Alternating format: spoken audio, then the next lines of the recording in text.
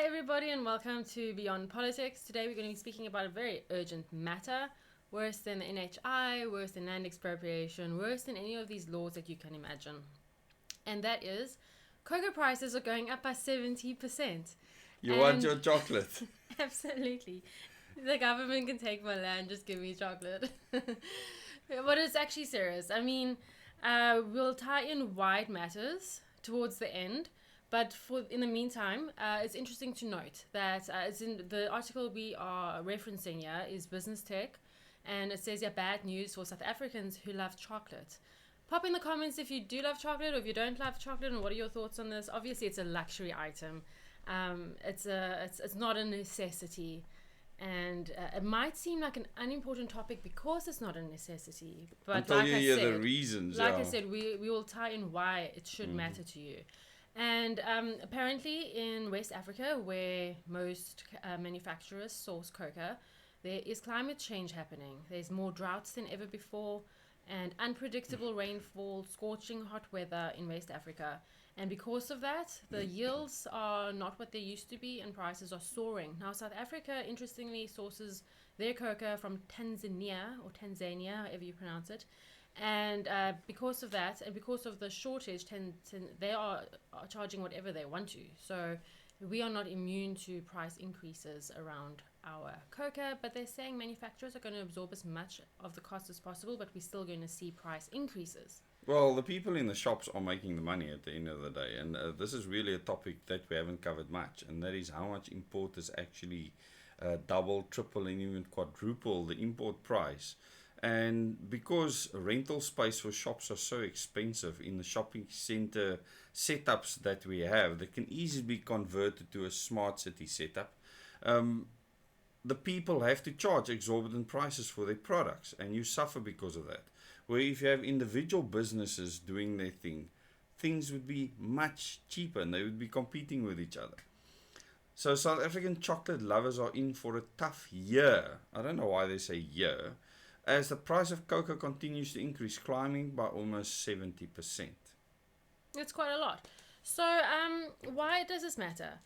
I feel like we're going to reach a point in society when the smart cities are properly implemented across the world, and the WEF is transparent about the implementation of their policies through their 10 centers, which we covered the other day in a live stream.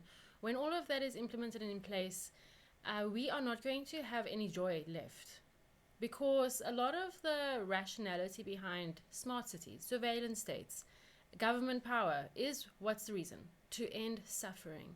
And what happens when you end That's suffering? what they claim, yeah. They claim, well, yeah, I actually believe that is a lot of their intentions, to end suffering. But unfortunately, you wipe out all joy at the same time. And freedom. Because human life is this interesting duality between good and bad, pain and pleasure.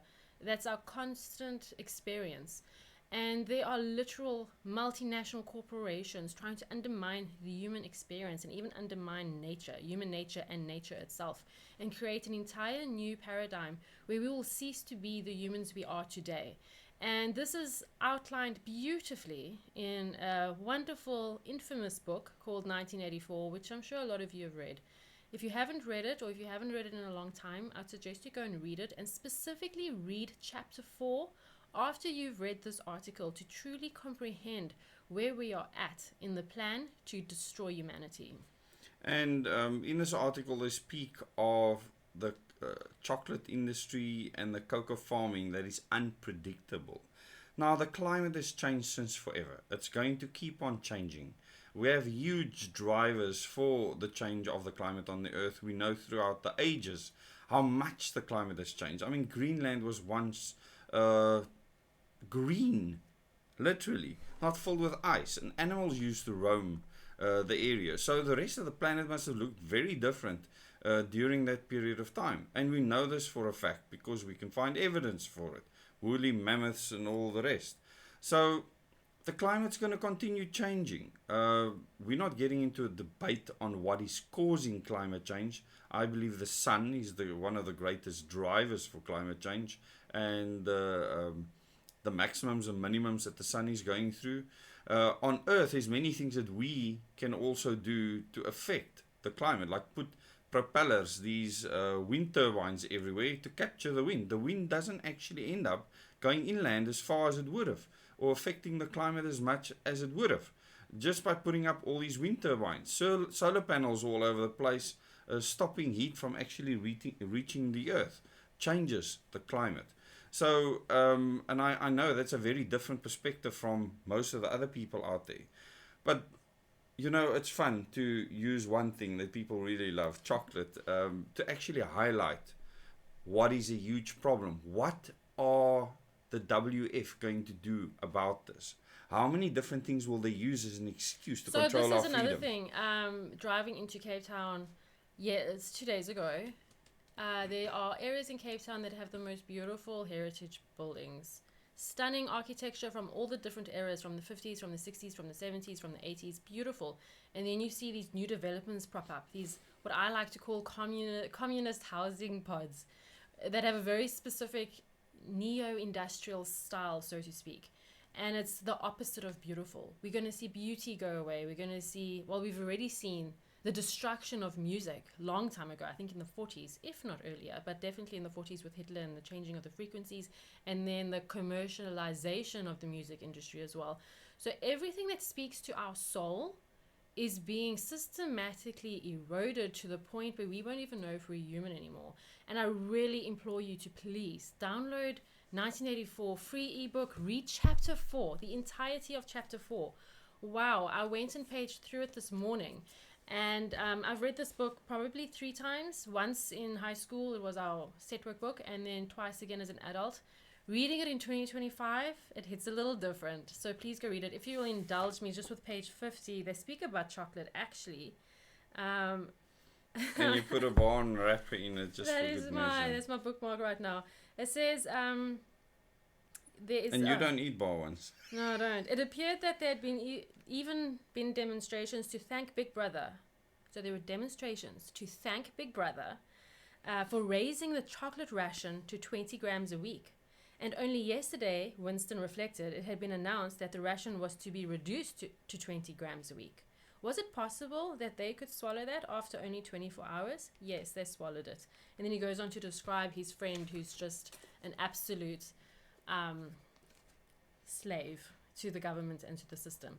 So yeah, what he's saying is the chocolate ration went up. So instead of just getting a little bit, you now get 20. But what actually happened was that the ration was reduced. But everyone's still just believing what the news says. They think their situation's better. But the way chapter 4 is special, because chapter 4 describes food, it describes griminess and stench and sticky socks. It brings it really to that raw human experience of everything around you being unpleasant. And Winston actually says at the end, the fact that it is uncomfortable, doesn't it highlight that this is not how we're supposed to live? That once upon a time, back in the day, far in our ancestry, things were different and things were better. And the whole book explores the struggle Winston has with himself between needing to be obedient to Big Brother and the order of things, but having this yearning and longing for memories long gone that are still there somewhere in his subconscious. Brilliant book. Please go read it. Read chapter 4 at the very least after reading this article, and you'll see what a nightmare we're in. Interesting, the book references the year 2050 quite a lot. Just think of your children being like the people in that book, and you did nothing. Please like this video, comment on this video, subscribe to this channel, share our videos and information with other people around you that you care about. On this channel, we will give you our unfiltered understanding of what happened in history as well as the future, and our understanding is unique. And this makes Beyond Politics very different. On this channel, a community has been grown that are trying to circumnavigate all of these issues that we experience these days. Go and watch our past live streams, watch our past videos. I know some people binge watch it to try and catch up. Do catch up and know where we stand right now for the sake of your children.